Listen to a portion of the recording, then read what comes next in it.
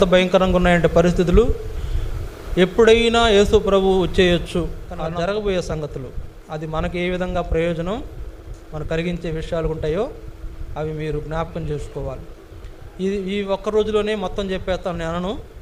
బహుశా ప్రభు చిత్తమైతే ఇంకో 2 వారాలు కూడా పట్టవచ్చు. ఈరోజు కొద్దిగా చెప్తాను, మొత్తం చెప్పాలంటే టైం సరిపోదు. ఈరోజు కొంత చెప్తాను, మళ్ళా 2 వారాల పాటు మనం ఆ వర్తమానమే వింటాం. రాకడను గురించిన వర్తమానం. ఈ రాకడకు ముందు ఏం జరుగుతుంది, రాకడ వచ్చిన తర్వాత ఏం జరుగుతుంది, ఆ రాకడ అంటే ఆ రాకడ అయిపోయి మళ్ళా యేసు ప్రభు రెండో రాకడలో వచ్చేటప్పుడు ఏం జరుగుతుంది, అన్ని విషయాలు మీకు తెలియజేయాలని తలుస్తున్నాను. అందువల్ల ఈ దినం ఈ వర్తమానంలో బలవర్తమానంలో ప్రభు రాకడ ముందు జరిగే సంగతులు, మన బాధ్యతలు ఏంటో మనం గుర్తిరిగి అలా జీవించడమే.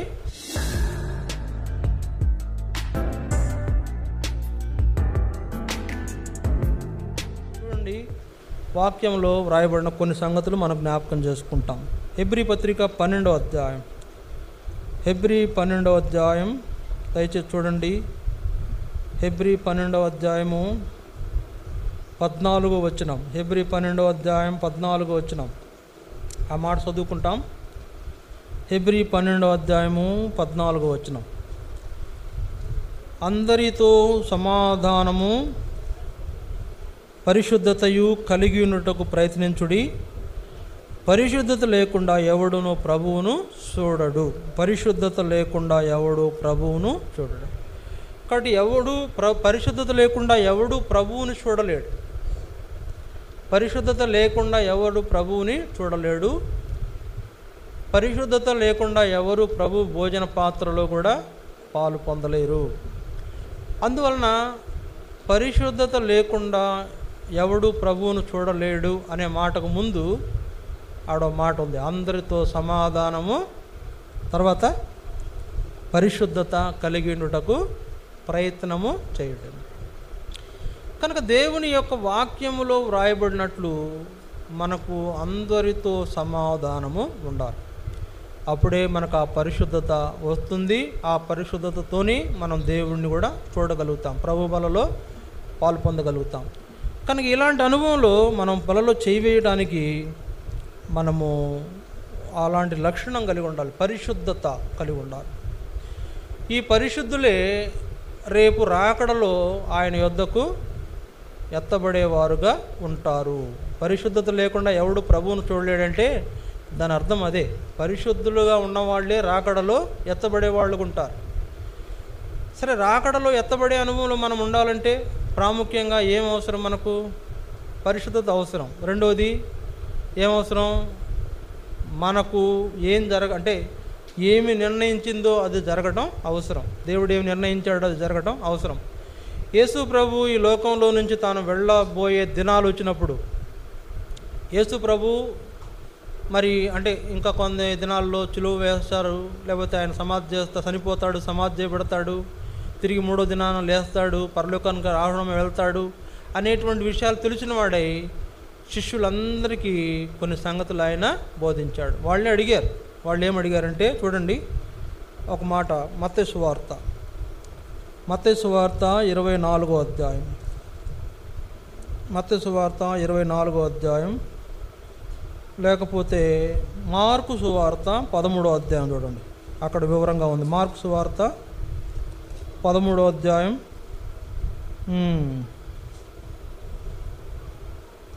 3-4 వచనాలు.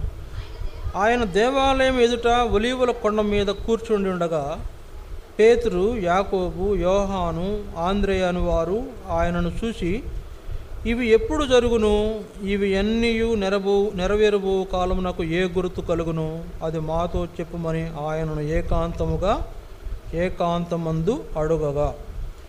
ఇక్కడ మనం చూస్తున్న ఈ మాటల్లో యేసు ప్రభు వాళ్ళతో మాట్లాడుతున్న మాటల గురించి వాళ్ళు అడిగారు యేసు ప్రభుని, అయ్యా నువ్వు చెప్తున్న మాటలు ఇది ఏంటి, ఎప్పుడు జరుగుతాయి, దీనికి గుర్తులేంటి, దీనికి సూచనలేంటి అని వాళ్ళు ప్రశ్నించారు.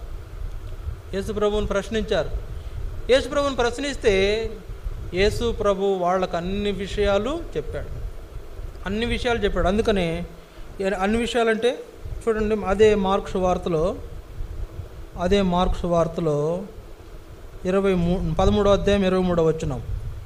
13వ అధ్యాయం 23వ వచనం. మీరు జాగ్రత్తగా ఉండుడి, ఇదిగో సమస్తమును మీతో ముందుగా చెప్పి ఉన్నాను. యేసు ప్రభు మొత్తం చెప్పేశాడు శిష్యులకు. ఇదిగో నన్ను సిలువ వేయబోతున్నారు, నన్ను బంధిస్తారు, నన్ను సిలువ వేస్తారు, నేను ఆ దినం సిలువలో చనిపోతాను, ఆ రోజు నన్ను సమాధి చేస్తారు, 3 దినాల తర్వాత సమాధిలో తిరిగి లేస్తాను, తిరిగి లేచిన తర్వాత అనేక మందికి అగుపడతాను, 40 దినాలు ఈ లోకం భూమి మీద సంచరించిన తర్వాత నేను పరలోకానికి ఆరోహణమై వెళ్ళిపోతాను, తర్వాత జరిగే సంగతులు ఇవే అని యేసు ప్రభు చెప్పిన ఆ యొక్క సూచనలు వాళ్ళు అడిగితే ఆయన చాలా క్లియర్ కట్గా అన్ని విషయాలు చెప్పేశాడు. చూడండి ఏం చెప్పాడు అంటే, యేసు ప్రభు రాకడకు ముందు జరిగే సంగతులు ఏంటి అని ఆయన చెబుతూ మొట్టమొదటి చెప్పిన విషయం ఏంటంటే మత్తయి సువార్త 24వ అధ్యాయం. చూడండి, మత్తయి సువార్త 24వ అధ్యాయం 14వ వచనం. మత్తయి సువార్త 24వ అధ్యాయము 14వ వచనం.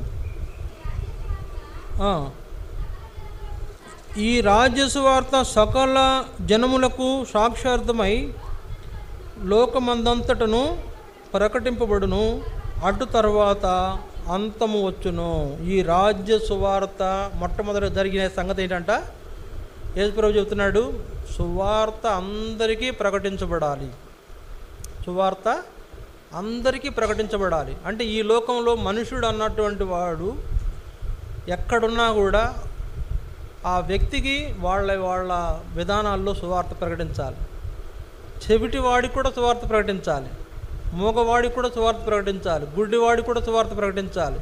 సువార్త అందరికీ ప్రకటించాలి. అప్పుడే ఆ దినము వస్తుంది, అంటే యేసు ప్రభు రాకడ దినము వస్తుంది.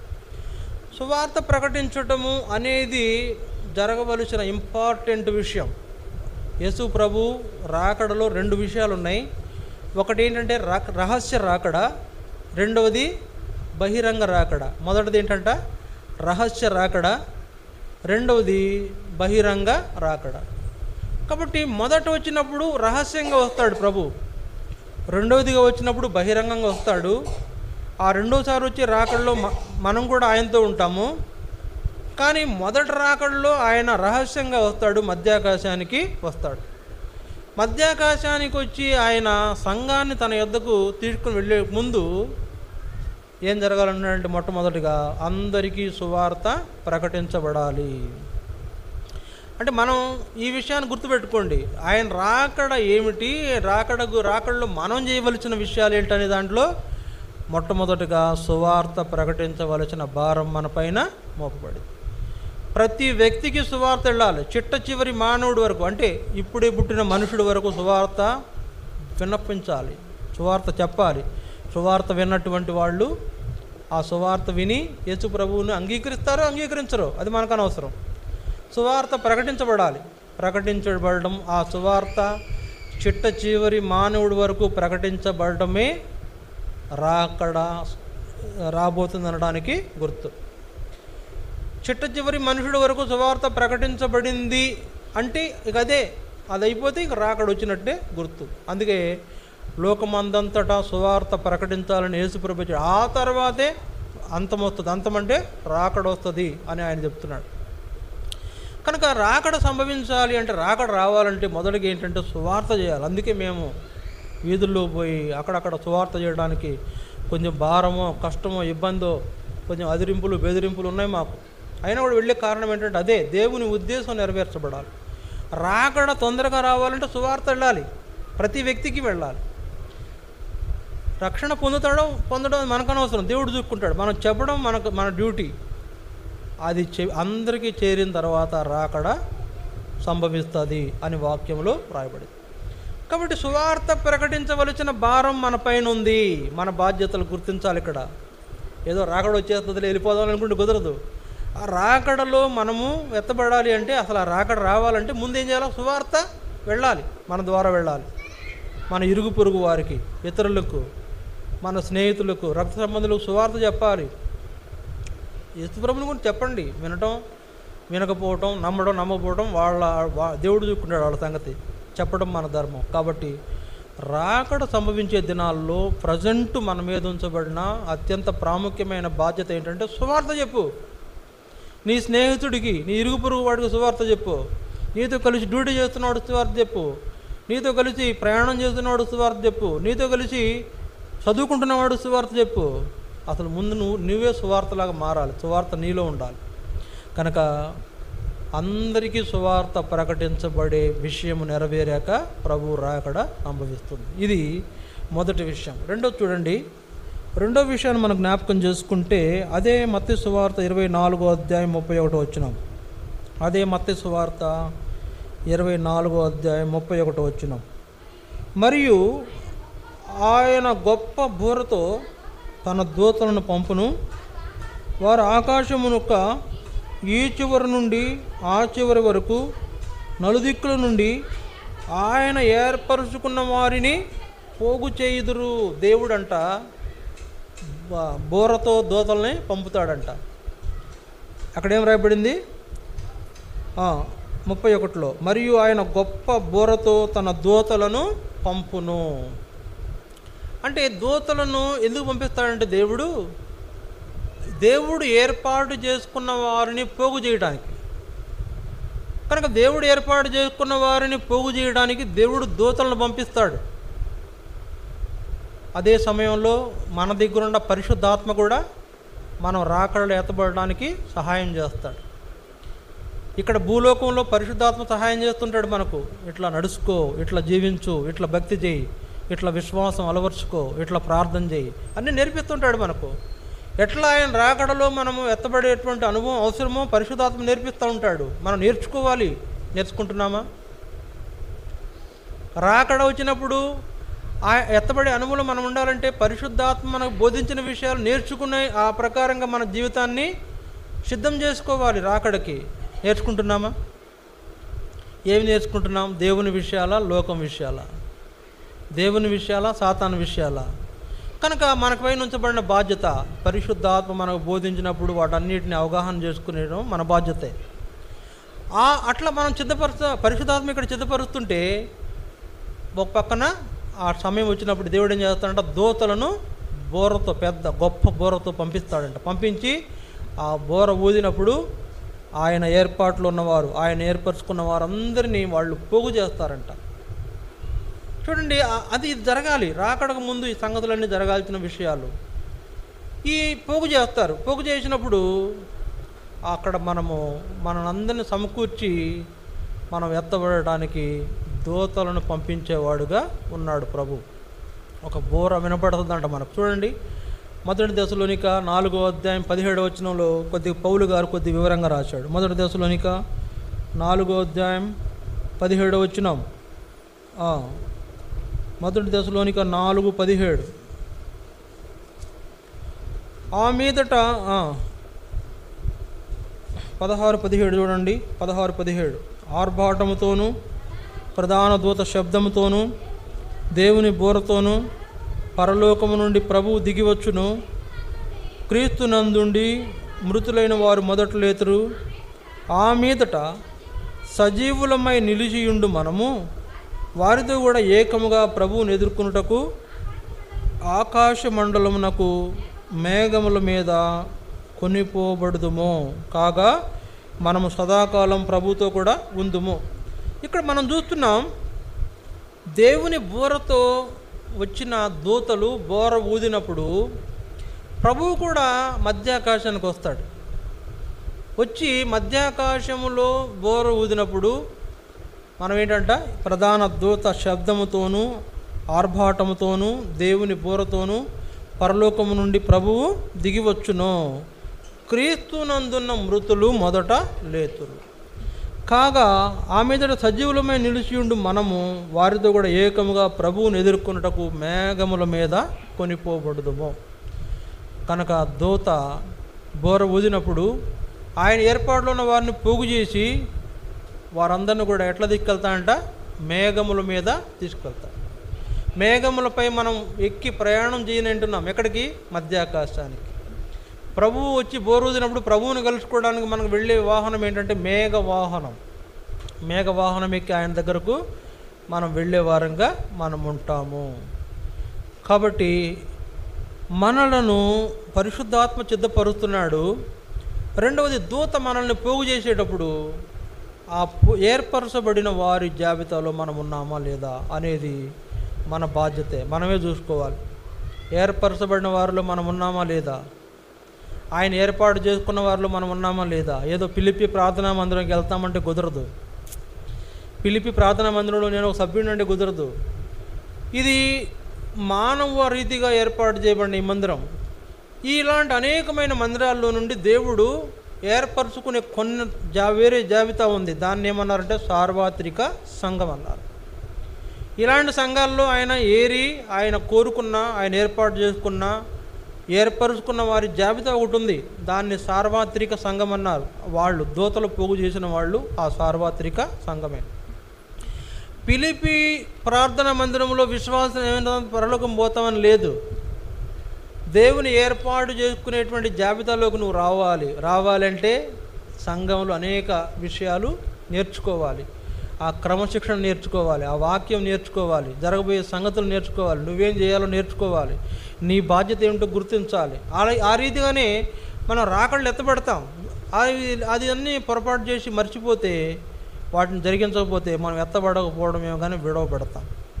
కనుక ఏర్పాటు చేయబడిన వారిని వాళ్ళు పోగు చేస్తే ఆ బోర ఊదినప్పుడు మనలో మేఘాలు, ఆ మేఘాల మీద దేవుని దగ్గరకు మనం వెళ్ళిపోయే అవకాశం దేవుడు మనకు కల్పిస్తాడు. కనుక రెండవదిగా కడబోర మోగినప్పుడు మనము మార్పు చెంది మేఘముల మీద కొనిపోబడే అనుభవము మనం కలిగి ఉంటాం. చూడండి, ఈ కడబోర మోగినప్పుడు మనం ఎత్తబడే అనుభవంలో మనం రావాలంటే మన జీవితంలో ఏముండకూడదు, దేవునికి అయిష్టమైన ఉండకూడదు. మనం అక్కడ ఇంకో మనము కడబూరం రోగినప్పుడు మనం మార్పు చెంది ఎత్తబడదాం అని ఉంది ఒక చోట. మొదటి కొరింథీ 15లో మార్పు చెంది ఎత్తబడదామంటే ఆ రాకడలో, రహస్య రాకడలో మన ఈ దేహంతో మనం పరలోకము చేరము. గుర్తుంచుకోండి, మనం ఈ దేహంతో పరలోకము చేరం. ఎప్పుడైతే కడబూర వినపడుతుందో క్షణంలో మనం మార్పు చెందుతామంటే దాని అర్థం ఏంటంటే మన దేహాన్ని విడిచి వేరే దేహంలో ప్రవేశిస్తాం. వేరే దేహంలో ప్రవేశించి క్షణంలోనే మార్పు చెంది ఎత్తబడేటువంటి వారంగా మనము సిద్ధపడేట అనేది మనకు మన పట్ల జరగవలసిన కార్యముగా ఉండింది. కనుక ఈ మార్పు చెంది ఎత్తబడు అనుభవంలో మనం ఉండుటకు తగిన క్వాలిటీస్ మనలో ఉండాలి, ఆ లక్షణాలు మనలో ఉండాలి. అందుకే యేసుప్రభు అంటూ ఒకసారి ఏమన్నాడంటే, ఇద్దరు తిరగలు విసురుతారు, ఒకళ్ళు ఎత్తబడతారు, ఒకళ్ళేమో విడవబడతారు. కనుక ఆయన ఏర్పాట్లు ఉన్న వాళ్ళు ఎత్తబడితే, ఆయన ఏర్పాట్లు లేని వాళ్ళు విడవబడే వాళ్ళు ఉంటారు. కనుక ఆయన ఏర్పాట్లు ఉన్న వారందరూ క్షణంలో మార్పు చెంది వేరే దేహాన్ని ధరించుకొని మేఘాల మీద ఆరోహణమై వెళ్ళిపోతారు దేవుని దగ్గరకు. ఇది ప్రపంచంలో జరగబోతున్న అత్యంత అద్భుతమైన దృశ్యం. ప్రపంచంలో ఇటువంటి దృశ్యం ఇంతకుముందు ఎప్పుడు చూసి ఉండలేదు, ఇక ముందు ఎన్నడూ చూడరు అనేటువంటి గొప్ప దృశ్యం ఏంటంటే, ఆయన పరిశుద్ధులందరూ అలా గాల్లో వెళ్ళిపోతుంటారు అంతే. అక్కడికి ఆల్రెడీ ఆయన ప్రధాన దూతం శబ్దంతో వచ్చినట్టు బోరు ఊదినప్పుడు ఆ సౌండ్లకే లోకంలో అబ్బా ఎవరన్నా యేసుప్రభు వచ్చేసాడు, ఆయన తన యొక్క బోరు ఊదాడు అని రొమ్ములు కొట్టుకుంటూ ఉంటారంట. అదే టైంలో ఈ పరిశుద్ధులందరూ మార్పు చెంది పరలోకానికి వెళుతున్న టైంలో వాళ్ళందరికీ ఒక వింత, ఏంటిది, ఏం జరుగుతుందని అందరూ ఆశ్చర్యకరంగా తేరి చూసే ఆ దినము ప్రభు రాకడ దినం. కనుక ఇవి జరగాలి. మొదట ఏం జరగాల? సువార్త అందరికీ ప్రకటించబడాలి. రెండవది ఆయన ఏర్పాటు చేసుకున్నటువంటి వారి జాబితాలో మనము చేర్చబడాలి. ఈ జరిగినప్పుడు ప్రభు వచ్చి కడబోర ఊదినప్పుడు మనల మేఘాల మీద కొనిపోయినప్పుడు మనం ఆయన దగ్గరికి వెళ్ళి అక్కడ స్టే చేసేవాళ్ళుగా ఉంటాం. సరే, ఇక్కడ ఇంకో వర్షంలోకి వెళుతున్నాను. ఈ సంభవాలు జరిగే సమయంలోనే కొన్ని సందర్భాలు అక్కడ జరిగి ఉన్నాయి. చూడండి, ఆ సందర్భాలు ఏంటో మీకు జ్ఞాపకం చేస్తా. చూడండి, దేవుని వాక్యంలో ఈ జరుగుతుండగానే కొన్ని విషయాలు అక్కడ జరుగుతాయి. అదేంటంటే, సంఘం ఎత్తబడాలంటే కొన్ని గుర్తులు కూడా జరగాలి. ఏంటి ఆ గుర్తులు? యెహెజ్కేలు 37వ అధ్యాయం 20వ వచనం చూడండి. యెహెజ్కేలు 37వ అధ్యాయం 20వ వచనం. యెహెజ్కేలు 37:20 దయచేసి చూడండి. యెహెజ్కేలు 37వ అధ్యాయం 20వ వచనం.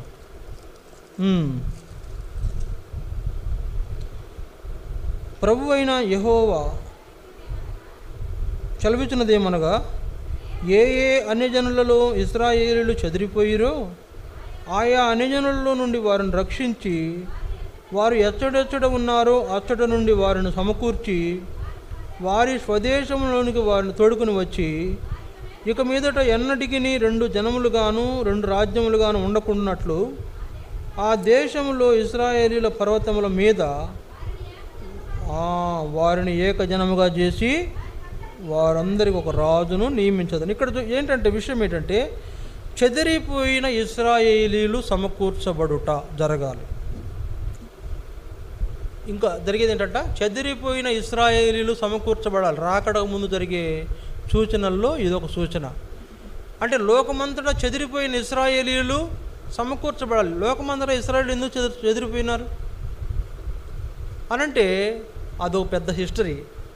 లోకమంతటా ఇశ్రాయేలీలు చెదిరిపోవడానికి గల కారణం ఏంటంటే, ఇశ్రాయేలీయులు దేవుని విరోధంగా పాపం చేసినప్పుడు దేవుడు వాళ్ళ మీదకి అష్షూరు రాజును, బబులోను రాజును, కల్దీయుల రాజులను పంపించి వాళ్ళని ఏం చేశాడు, వాళ్ళను చెరలోనికి పంపించాడు. నెబుకద్నెజరు కాలంలో వాళ్ళని చెరలోనికి పంపించాడు దేవుడు, బానిసలుగా చేశాడు. ఆ తర్వాత కొంతకాలానికి యేసుప్రభు పుట్టిన తర్వాత అయినా వాళ్ళు దేవుని మాట వినని కారణం చేత యేసుప్రభు ఏం చేశాడంటే శపించాడు. దేన్ని శపించాడు? యెరూషలేమును శపించాడు. చూడండి, ఇక్కడ ఇశ్రాయేలు చెదిరిపోవడానికి గల కారణం ఏంటంటే, ఆయన దేవునికి విరోధంగా వాళ్ళు చేసినటువంటి పాపాలను బట్టి వాళ్ళని దేవుడు ఏం చేశాడంట, నలుదిశలా వాళ్ళు చెదిరిపోయేటట్లు చేశాడు. వేరే వేరే రాజ్యాలకు వాళ్ళు బానిసలుగా వెళ్ళిపోవాల్సి వచ్చింది. అంతేకాదు, వాళ్ళ మీద ఎంతోమంది కుట్రలు చేసి వాళ్ళు చెదిరిపోవడానికి కారణమయ్యారు. ఇశ్రాయేలీలకు దేశం అనేదే లేదు. అప్పుడు ఇశ్రాయేలీలకు దేశం అనేదే, పటంలో దేశం ఇశ్రాయేల్ దేశం ఉందని గుర్తించబడని దినాల్లో వాళ్ళు చెదిరిపోయిన వారు ఉన్నారు. యేసుప్రభు అందుకే అక్కడ ఒక ప్రకటన చేశాడు. చూడండి, ఆ ప్రకటన ఏంటంటే, వాళ్ళు చెదిరిపోయినటువంటి సందర్భంలో ఆ ప్రకటన మనకు జ్ఞాపకం చేసుకుంటే, మత్తయి సువార్త 24వ అధ్యాయం 1-2 వచనాలు. మత్తయి సువార్త 24వ అధ్యాయం 1-2 వచనాలు. యేసు దేవాలయం నుండి బయలుదేరి వెళ్ళుచుండగా ఆయన శిష్యులు ఆ దేవాలయం కట్టడములు ఆయనకు చూపింపవచ్చిరి. అందుకు ఆయన, మీరు ఇవన్నీ చూస్తున్నారు కదా, రాతి మీద రాయి ఒకటి అయినను ఇక్కడ నిలిచి ఉండకుండా పడద్రోయబడునని మీతో నిశ్చయముగా చెప్పుచున్నానని వారితో ఆనెను. ఇక్కడ మనకు జ్ఞాపకం చేయబడుతున్న సంగతి ఏంటంటే, యెరూషలేమును గురించి యేసుప్రభు చెప్తూ, యెరూషలేములో రాతి మీద రాయి నిలిచి ఉండని దినములు వచ్చును. అంటే యెరూషలేము యొక్క దేవుని యొక్క ఆలయము పడద్రోయబడుతుందని, టైటస్ అనేటువంటి రోమా చక్రవర్తి ఆ ప్రాంతాన్ని స్వాధీనం చేసుకుంటాడని, ఆ ప్రదేశం అంతా కూడా మరి కూల్చబడుతుందని, ఆ ప్రదేశం అంతా కూడా మరి ఆ యొక్క నాశనం అవుతుందని యేసుప్రభు ముందుగానే చెప్పాడు. ఆయన ఉన్న దినాల్లోనే చెప్పాడు. ఇంకా కొంతకాలానికి ఇది రాతి మీద రాయి నిలిచి ఉండని దినాలు వచ్చును అని చెప్పినట్లే యేసుప్రభు పరలోకానికి ఆరోహణం వెళ్ళిపోయిన 30 సంవత్సరాల తర్వాత, 40 సంవత్సరాల తర్వాత, అంటే క్రీస్తు శకం 70వ సంవత్సరంలో ఏమైందంట, యెరూషలేము మందిరము కూల్చబడింది. యెరూషలేము మందిరం పడగొట్టబడినప్పుడు ఇప్పుడు అక్కడ ఒక గోడ మాత్రమే ఉంది వాళ్ళకు. ఆ మందిరం పడగొట్టిన తర్వాత ఒక గోడ ఏదో బట్టి ఉంది, దాన్ని వెయిలింగ్ వాల్ అన్నారు. ఆడికి వెళ్ళి ఏడుస్తూ ఉంటారు, అయ్యా మాకు మందిరం అని ఏడుస్తుంటారు ఇశ్రాయేలీయులు. సరే, ఇప్పుడు నా తలంపు ఏంటంటే, ఆ క్రీస్తు శకం 70వ సంవత్సరంలో టైటస్ అనేటువంటి రోమన్ చక్రవర్తి యెరూషలేమును ముట్టడి వేసి దాన్ని నాశనం చేస్తే అక్కడున్న వాళ్ళందరూ చెల్లాచెదురై లోకమంతటా పారిపోయిన ఆ ఇశ్రాయేలీయులను దేవుడు సమకూరుస్తానని చెప్పిన మాటే యెహెజ్కేలు 37:20లో రాయబడింది. కనుక వారు ఇశ్రాయేలీయులు, చెదిరిపోయిన ఇశ్రాయేలీయులందరూ సమకూర్చబడాలి. దేవుని రాకడ రావాలంటే చెదిరిపోయిన ఇశ్రాయేలీయులందరూ సమకూర్చబడాలి, మళ్ళీ ఆయన దేశానికి రావాలి. అది ఎప్పుడు జరిగిందంటే 1948 మరి మే మాసం 14వ తారీఖున అది జరిగింది.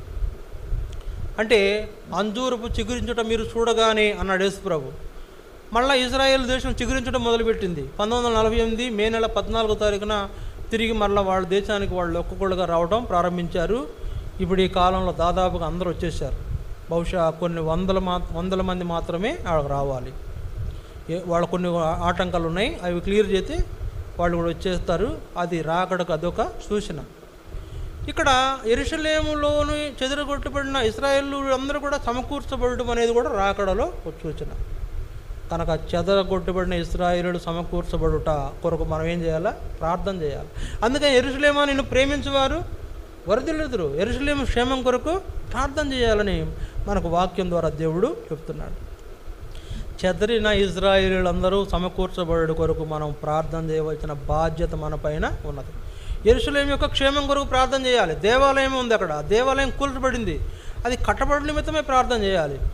సరే, కూల్చబడిన దేవాలయము తిరిగి కట్టబడుట అనేది కూడా ఒక సూచన. సరే, దేవాలయం కూలిపోయింది, చెదిరిన యూదులందరూ తిరిగి వచ్చేస్తారు.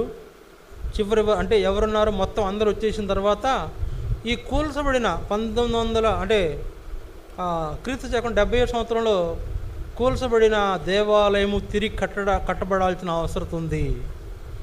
కనుక కూల్చబడిన దేవాలయము కట్టబడిద్ది దేవుని రాకడకు ముందు. కూల్చబడిన దేవాలయం కట్టబడాలి. ఇది ఒక సూచన. మొదట ఏం చూసాము? దేవుని ఏర్పాటులో మనం మొదట చూసిన సంగతి ఏంటంటే, చెదిరిపోయిన ఇశ్రాయేలీలు మరి స్వదేశానికి తిరిగి వచ్చే వాళ్ళు ఉండాలి. రెండోది ఏం చూస్తున్నామంటే, కూల్చబడిన దేవాలయం తిరిగి కట్టబడాలి, మూడవ మందిరం కట్టబడాలి. ఆ కట్టబడంగానే యేసుప్రభు రాకడ కూడా వస్తుంది. మనం ఇప్పుడు మొదట ఏం చూసాము? లోకమంతటా సువార్త ప్రకటించాలి, రాకడగా గుర్తుంది. రెండోది మనం ఏం చూసాము చెప్పాలా? రెండోది ఏం చూసాం? ఇంట్లేదా? దేవుని ఏర్పాట్లు జీవించాలి. దేవుని బోర ఓదినప్పుడు కడబోర మనకు వినపడగానే ఎత్తబడే అనుభవంలో మనం సిద్ధపడి ఉండాలి. విడవబడిన వాళ్ళం కాకుండా ఎత్తబడే అనుభవంలో మనం ఉండాలి. మూడోదిగా మనకు ఏం చూసామంటే, ఇశ్రాయేలీలందరూ తమ దేశానికి తిరిగి రావాలి. నాలుగోదిగా మనం ఏం చూసామంటే, యెరూషలేములో దేవాలయము పడగొట్టబడిన దేవాలయం తిరిగి కట్టబడాలి. ఇవన్నీ కూడా రాకడ సంభవించడానికి గుర్తులు, సూచనలు. ఇవన్నీ కొంత అంటే గ్యాప్ ఉండదండి, గుర్తుపెట్టుకోండి. గ్యాప్ ఉండదు, పెద్ద గ్యాప్ ఉండదు. అన్నీ దాదాపుగా ఒకే సమయంలో జరిగే విషయాలు ఇవన్నీ. సువార్త అందరికీ ప్రకటించడం అదే రోజు జరుగుతుంది. తర్వాత ఆ యొక్క కడబోర ఊదే దినము మరి అదే ఆ సందర్భంలోనే అయి ఉంటుంది. తర్వాత ఇశ్రాయేలీలందరూ చెదరిపోయిన ఇశ్రాయేలీలందరూ తిరిగి సమకూర్చబడటము అదే రోజు చివరి వ్యక్తి కూడా వచ్చేది అయి ఉంటుంది. తర్వాత ఇంకోటి ఏంటి? నాలుగోది మనం ఏం చూసాం? దేవాలయం పడగొట్టబడిన దేవాలయం కట్టబడడం కూడా సేమ్ ఆ సమయంలోనే, ఆ గడియల్లోనే జరగాల్సిందిగా ఉంటుంది. ఇవన్నీ జరిగినప్పుడే రాకడ వస్తుంది. కనుక ఈ రాకడ కొరకై మనం 4 విషయాలు చూసారా? తర్వాత ఇంకేం కావాలంటే, ఆ మందిరం కట్టబడాలంటే అక్కడ ఇప్పుడు ఏముంది? ఏదంట అల్లక్షా అని మసీదు ఉంది. ఇప్పుడు అక్కడ ఏముంది? అల్లక్షా అని మసీదు ఉంది. డూమ్ ఆఫ్ రాక్ అది ఉంది. ఇప్పుడు దాంట్లో మసీదు ఉంది ఆ స్థలంలో. ఆ మసీదు ఎవరు కట్టారంటే, మన యొక్క క్రీస్తు శకంలోనే 600 సంవత్సరంలో ఒక ప్రవక్త దాన్ని కట్టాడు. ఒక ముస్లిము చక్రవర్తి ఎవరో దాన్ని కట్టాడు. ఇప్పుడు కట్టబడిన యొక్క మసీదును తీసివేసి మందిరం కట్టాలి. అదంత ఈజీ ఏం కాదు. కట్టబడిన మసీదు తీసి మందిరం కట్టాలి. మందిరం కట్టాలంటే ఇది పెద్ద పోరాటమే.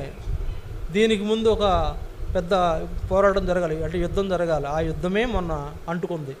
2023 అక్టోబర్ 7న ఆ యుద్ధము మరి మొదలైంది. 2023 అక్టోబర్ 7.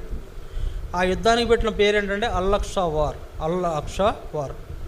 ఆ అల్లక్ష వారు మొదలైన వారు ఇప్పుడు వరకు జరుగుతున్నది. మొన్న జరిగింది బాగానే, మళ్ళీ ఇప్పుడు కూడా కొన్ని చిన్న చిన్న సంఘటనలు జరుగుతున్నాయి. అది మొదలైంది హమాస్ దగ్గర, తర్వాత హిజ్బుల్లా దగ్గరికి వెళ్ళింది, తర్వాత లెబనాన్ దగ్గరికి వెళ్ళింది, తర్వాత హూతీస్ అని ఉంటారు వాళ్ళ దగ్గరికి వెళ్ళింది, తర్వాత యమన్కి వెళ్ళింది, తర్వాత సిరియాకి వెళ్ళింది, సిరియా నుండి ఎక్కడికి వచ్చింది ఇప్పుడు ఇరాన్కి వచ్చింది. ఇరాన్ నుండి ఆ యుద్ధం తర్వాత రష్యాకి వెళుతుందని చెప్తున్నారు. ఇట్లా యుద్ధం జరుగుతూ ఉండగానే వాళ్ళకు పీస్ డీల్ జరిగిన తర్వాత కట్టేదే ఈ 3వ మందిరం. దీనికి ఎంతో పెద్ద భయంకరమైన యుద్ధం జరగాల్సిన పరిస్థితి ఉంది. ఈ యుద్ధంలో ఇశ్రాయేల్ గెలవాలని మనము ప్రార్థన చేయాలి. ఇది మనకున్న బాధ్యత. కనుక ఈ మందిరం కట్టడం అంటే అంత ఈజీ ఏం కాదు, అంత తేలికేం కాదు, చాలా కష్టం. అయితే ఈ విషయం ఏంటంటే మందిరం కట్టడానికి సంబంధించిన మెటీరియల్ అంతా కూడా రెడీగా ఉంది. పర్మిషన్ రావడంతోనే కొన్ని గంటల్లోనే మందిరం కట్టేస్తారు. ఆ మసీద్ తీసేయడం, మందిరం కట్టడం కూడా కొన్ని గంటల్లో జరిగిపోతుంది. కనుక ఈ సందర్భంలో 3వ మందిరం కట్టబడాలి. అది రాకడకు సూచన. 3వ మందిరం కట్టబడాలి. ఇది ఎన్నో విషయం మనం చూసింది, నాలుగో విషయం. 5వ విషయం చూడండి, 2 ఎర్రని పెయ్యలు కావాలి. 1 ఎర్రని పెయ్యి కావాలి. ఎర్రని పెయ్యి ఎందుకంటే పవిత్రమైన జంతువుగా చూస్తారు. ఆ పవిత్రమైన జంతువును దహించి దానిలో వచ్చిన బూడిద జలంలో కలిపి దాన్ని పవిత్ర జలంగా వాళ్ళు శుద్ధీకరించుకొని, ఆ శుద్ధీకరించబడిన అనుభవంలోని దేవాలయంలోనికి వాళ్ళు ప్రవేశించాలి. కనుక ఎర్రని పెయ్యలు దొరికినాయి. వాటిని బలి ఇచ్చేటువంటి హై ప్రీస్ట్ అంటారు, ప్రధాన యాజకుడు దొరికాడు. ఎర్రని పెయ్యలు దొరికినాయి, ప్రధాన యాజకుడు దొరికాడు. ప్రధాన యాజకుడు మరి ఒక పాత్ర ఒకటి ఉండాలి, అందులోనే ఈ యొక్క ధూపం వేసి, అదే ఈ బూడిదను వేసి దాన్ని శుద్ధ జలం కలిపి దాన్ని ఏదో చేస్తారు. అది ఇవన్నీ దొరికినాయి. ఆ పాత్ర దొరికింది, ప్రధాన యాజకుడు దొరికాడు, ఎర్రని పెయ్యలు దొరికినాయి, మెటీరియల్ సిద్ధంగా ఉంది.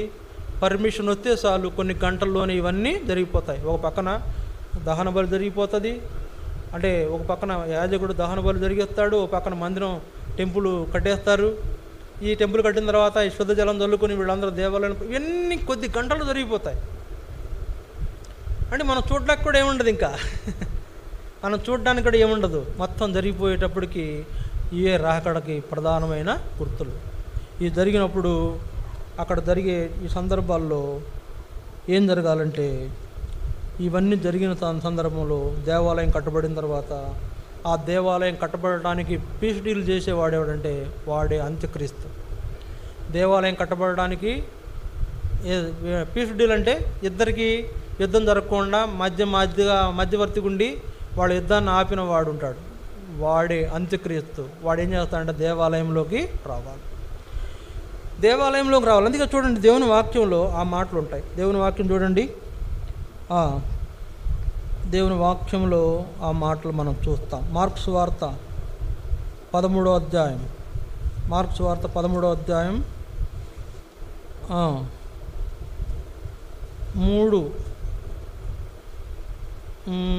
13వ అధ్యాయము 14వ వచనం. మరియు నాశనకరమైన హేయ వస్తువు నిలవరాని స్థలమందు నిలుచుట మీరు చూసినప్పుడు చదువువాడు గ్రహించుగాక అని వ్రాయబడింది. నాశనకరమైన హేయ వస్తువు నిలువరాని చోట నిలుచుట మీరు చూసినప్పుడు, ఈ అంత్యక్రీస్తు ఎవరైతే ఉన్నాడో వాడు దేవాలయంలో ప్రవేశించి నాశనం చేసేవాడు. నాశనకరమైన హేయ వస్తువు, పనికిమాలినోడు, పాపి, అపవిత్రమైన వాడు, నేనే క్రీస్తునని అబద్ధ క్రీస్తుగా తాను ప్రకటించుకున్నవాడు దేవాలయంలోకి వెళ్ళి నిలవరాని చోట్లో నిలుస్తాడ. అంటే దేవుని స్థలంలో ఎవరు నిలుస్తారంటే దేవుడే కదా నిలవాలి, లేకపోతే ప్రధాన యాజకుడు స్థలంలో ప్రధాన యాజకుడు నిలవాలి. ఇప్పుడు ఆ స్థలం కాకుండా ఇతను నిలవరాని స్థలమందు నిలిచి నేనే క్రీస్తునని ప్రకటించుకునే ఆ సందర్భము జరిగితే రాకడ వచ్చేసినట్టే. ఎప్పుడైతే అక్కడ ఆ వ్యక్తి నిలవరాని చోట నిలిచి నేను క్రీస్తునని ప్రకటించుకుంటాడో రాకడ అదే క్షణాల్లో సంభవిస్తుంది. అదే క్షణాల్లో రాకడ సంభవిస్తుంది. చూడండి, క్రీస్తు కూడా ఎలాగా అంటే క్రీస్తు కూడా అక్కడ నిలబడి నేనే క్రీస్తునని ప్రకటించుకునే ఆ సందర్భంలో జరిగే కొన్ని ఉన్నాయి. ఏంటవి? ప్రపంచాన్ని పరిపాలించే హక్కంతా, అధికారం అంతా తన చేతుల్లోకి వస్తుంది. ప్రపంచ నియంత అంటారు వాడిని. ఈ ప్రపంచ నియంత అనేటువంటి వాడి చేతుల్లోకి అధికారం అంతా వచ్చేస్తుంది. లోకంలో ఉన్న రాజకీయాలన్నీ పోతాయి. ఇప్పుడు ప్రపంచ రాజకీయాలు మొదలవుతాయి. లోకంలో ఉన్న అధికారాలన్నీ పోతాయి. ప్రపంచ నియంత అనేటువంటి వాడు పరిపాలిస్తాడు. వాడే అంత్యక్రీస్తు. ప్రపంచ నియంతగా పరిపాలించడానికి కావలసిన కొన్ని వనరులు కూడా అతనికి రెడీ అయిపోయినాయి. ఇప్పుడు అంటే ప్లాట్ఫామ్ ఆల్రెడీ ఉంది, అవి జరుగుతున్నాయి. ప్లాట్ఫామ్ ఆల్రెడీ ఉంది, అవి జరుగుతున్నాయి. ఏంటది? ఏం జరగాలి? అంత్యక్రీస్తు యొక్క ఎజెండా ఏంటి? అంత్యక్రీస్తు యొక్క అజెండా ఏంటంటే ప్రపంచ శాంతిని కోరేవాడుగా ఉంటాడు. మొదట ప్రపంచ శాంతిని కోరేవాడుగా ఉంటాడు. ప్రపంచ శాంతి అంటే ఇప్పుడు చూడండి, ఎక్కడ చూసినా ఏ దేశం, మన కూడా ఈ మధ్యలో ట్రంప్ అన్నాడు ఏంటంట, ప్రపంచం అంతా శాంతిగా ఉండాలని యుద్ధం ఆపేస్తున్నాను అన్నాడు. మన కేఏ పాల్ కూడా అంటాడు, నేను ప్రపంచ శాంతి దూతను అంటాడు. కనుక ఏ దేశం చూసినా, ఎక్కడ చూసినా ప్రపంచ శాంతిని కోరుతున్నారు. ఈ ప్రపంచ శాంతి మనకు కలగడం కోసం 1920 సంవత్సరంలో నానాజాతి సమితిని ఏర్పడింది. నానాజాతి సమితిని ఏర్పడి ప్రపంచం అంతా కూడా శాంతిగా ఉండాలనే దానికోసం అప్పటి నుంచి ప్రయత్నాలు మొదలుపెట్టారు. ఏది? మొదటి ప్రపంచ యుద్ధం జరిగిన తర్వాత ఇట్లా లాభం లేదు నాయన, మనం అందరం నానాజాతి సమితికి ఏర్పడదాము, మనం ప్రపంచ శాంతి కోసం మనం పాటుపడదామని వాళ్ళు వచ్చారు. కానీ వాళ్ళు ఏం చేయలేకపోయారు.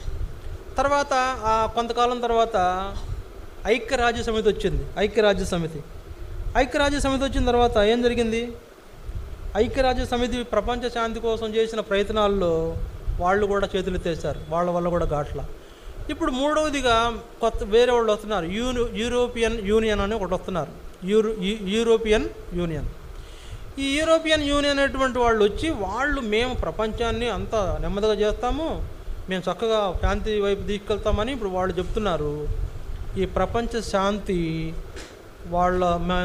మేము చేస్తామని చెప్పినటువంటి వాళ్ళ ద్వారానే వచ్చేవాడు ఒకడు అంత్యక్రీస్తు. వీడు ఆ పీఫ్డీలు కుదర్చడానికి ఏం చేస్తాడు? మొదట ప్రపంచ శాంతిని కోరుతాడు, ప్రపంచం అంతా శాంతిగా ఉండాలంటాడు. రెండోది ఏం కోరుతాడంటే అన్ని మతాలను అన్ని మతాలంతా కూడా మనమంతా ఒకటే మతం. ఏమంటాడంట? ఒకటే మతం. క్రైస్తవ మతం లేదు, ఇస్లాం మతం లేదు, తర్వాత హిందూ మతం లేదు, బుద్ధిస్టులు లేరు, ఎవరు లేరు. మొత్తం ప్రపంచం అంతా ఒకటే మతం. దానికి ఒక పేరు పెట్టారు, క్రిస్లాం అనేటువంటి ఒక సంస్థను స్థాపించి ఆ మతానికి పెట్టే పేరు ఏంటంటే క్రిస్లాం అని పెడతారని చెప్తున్నారు. అది అంచనా వేస్తున్నారు, క్రిస్లాం.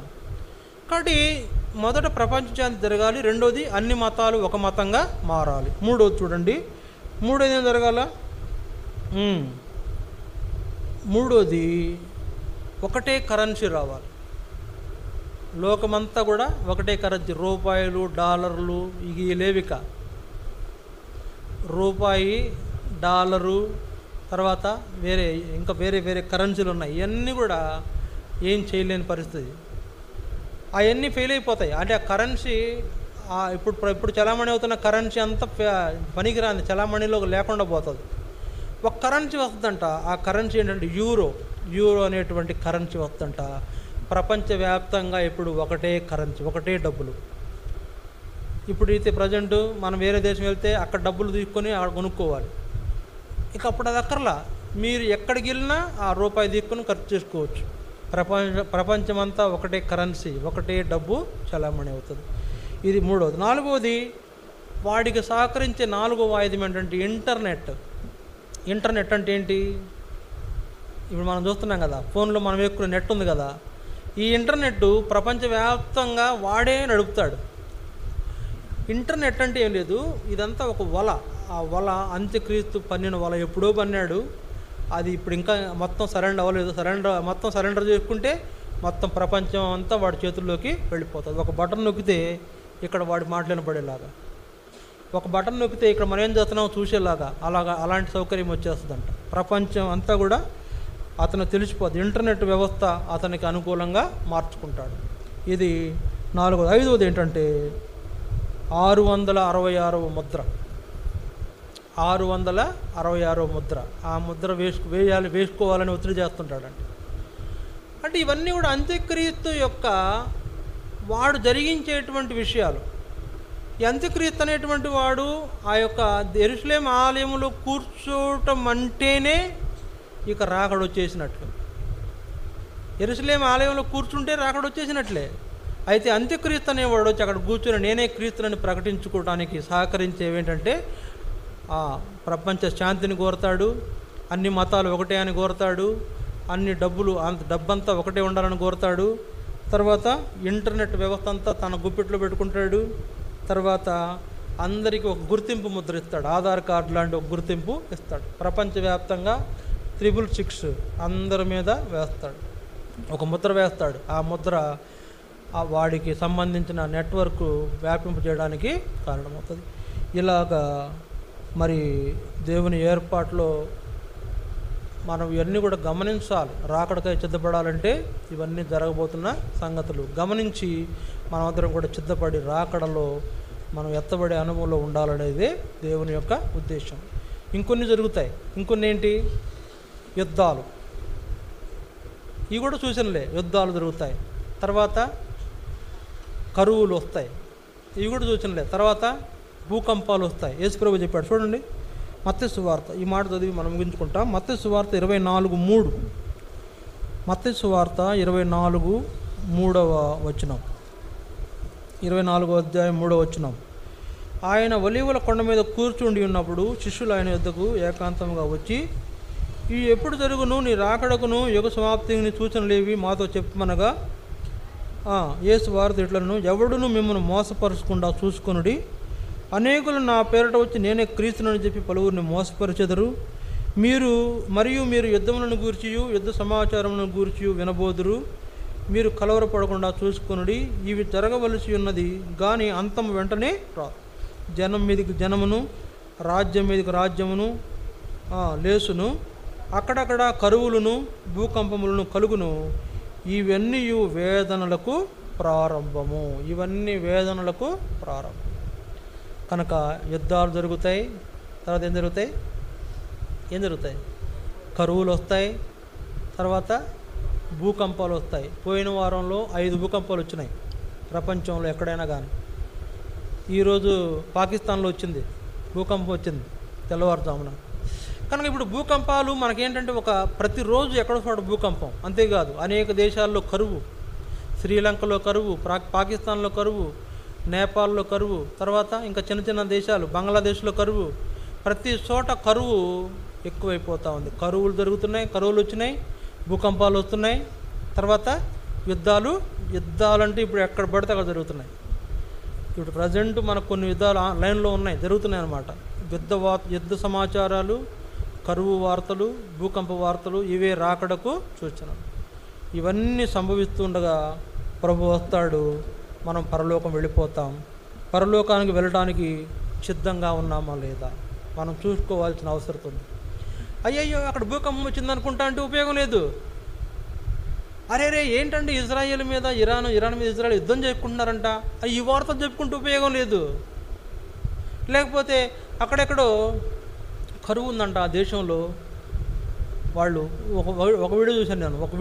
ఆ వీడియోలో ఆ దేశంలో వాళ్ళు తిండి లేదు, వాళ్ళకు తిండి దొరక్క మట్టి పిసుక్కొని ఆ మట్టిని రొట్టెలుగా ఎండలో కాల్చుకొని తింటున్నారు. మట్టిని బాగా చపాతీ పిండిలా పిసికి కలిపి దాన్ని రొట్టెలాగా చేసి ఎండలో ఎండబెట్టుకొని తింటున్నారు. కరువు, భయంకరమైన కరువు.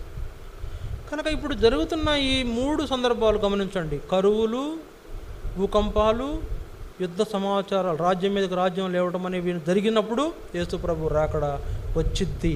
అంటే ఇప్పుడు జరుగుతూనే లేదా? మనం జాగ్రత్తగా ఉండాలా లేదా? జాగ్రత్తగా ఉండడం మన బాధ్యత కాదా? మరి జాగ్రత్తగా ఉంటామనడానికి, మన బాధ్యత ఉందనడానికి రుజువేంటి? దేవుని ఏర్పాటులో మనం జీవిస్తాం. ఇక లోకంలో అనే విషయం మర్చిపోతాం. నేను ఈ మధ్యలో ఒక చోట వాక్యం చెప్పా. ఒక బర్త్డే సందర్భంలో వాక్యం చెప్పమంటే చిన్న మాట చెప్పా. ఏంటంటే ఇప్పుడు మనం ఉన్న కాలం చెల్లుబాటు అయ్యే కాలం కాదు అని చెప్పా. అనగానే అందరూ కంగారు పడ్డారు ఒక్క దెబ్బకి. నిజమే, ఇప్పుడున్న మనం ఉన్న కాలం చెల్లుబాటు అయ్యే కాలం కాదు, దేవుని కాలము కాదు, ఇది సాతాను కాలం. దేవుని కాలము నెరవేరిపోయింది, ఆయన ప్రవచనాలు నెరవేరిపోయినాయి. ఆ ప్రవచనాలు నెరవేర్పినప్పటికీ దేవుని టైం అక్కడికే ముగిసిపోయింది.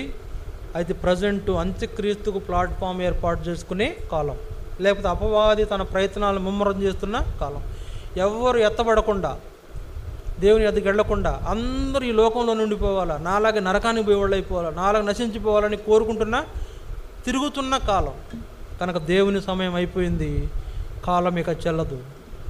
వచ్చుచున్నవాడు, సమయం సంకుచితంగా ఉంది, వచ్చుచున్నవాడు ఆలస్యం చేయక వచ్చును.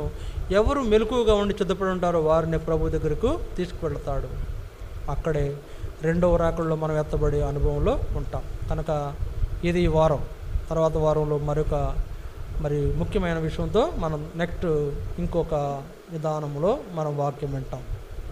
కనుక ఎట్లయితే దేవుని ఏర్పాటులో రాకడకై సిద్ధపడాల్సినటువంటి వాళ్ళంగా ఉన్నామో, అట్లాగే ప్రభు భోజన పాత్రలో పాల్పొందడానికి కూడా మనం సిద్ధం చేసుకోవాలి. అజాగ్రత్తగా ఉండొద్దు, నిర్లక్ష్యంగా ఉండొద్దు, తృణీకరించొద్దు, దేవుణ్ణి అవమానించవద్దు, దేవుణ్ణి ధిక్కరించవద్దు. దేవుని ఏర్పాటులో నమ్మకంగా బలలో చేయవేద్దాం. రాకడలో ఎత్తబడే అనుభవంలో ఏర్పరచబడిన గుంపులోని ఉండాలంటే ఈ నమ్మకత్వంతో కూడిన బలలో పాల్పొందుట నీకు అవసరం. అలాంటి అనుభవం మనం కలిగి ఉండాలనేదే దేవుడు జ్ఞాపకం చేస్తున్నాడు. ఆ అనుభవం కలిగి బలలో మనం పాల్పొందాలంటారు. మోకరించండి.